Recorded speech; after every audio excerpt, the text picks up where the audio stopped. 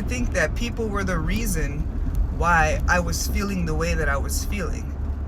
But in reality, it wasn't because of what people were doing. It was from my inability to acknowledge the way that people were. And I just didn't want to accept it, so I ignored a lot. I didn't pay attention to patterns. And ever since I started healing, I started realizing how much quicker I catch on. I catch on to people's patterns so well. I stopped talking and I started listening more, and I started watching more. And simply by listening and watching, I started learning more and understanding people more. And it stopped becoming so personal. I stopped taking responsibility for everybody else's behavior or lack thereof. And you gain control. You regain your control.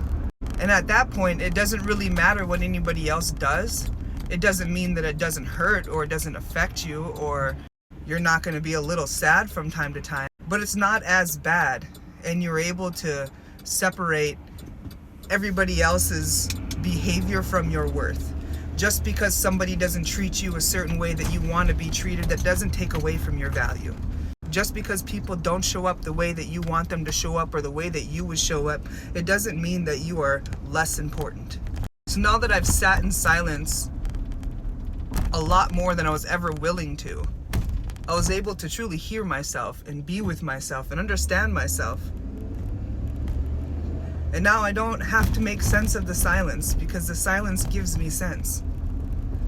It gives me knowledge, it gives me power.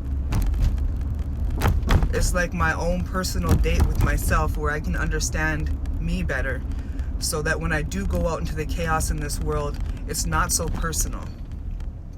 The behaviors that I see, the people that I meet, what everybody else does has nothing to do with me. And the only thing that is in my control is how I handle everything and what I choose to do with myself.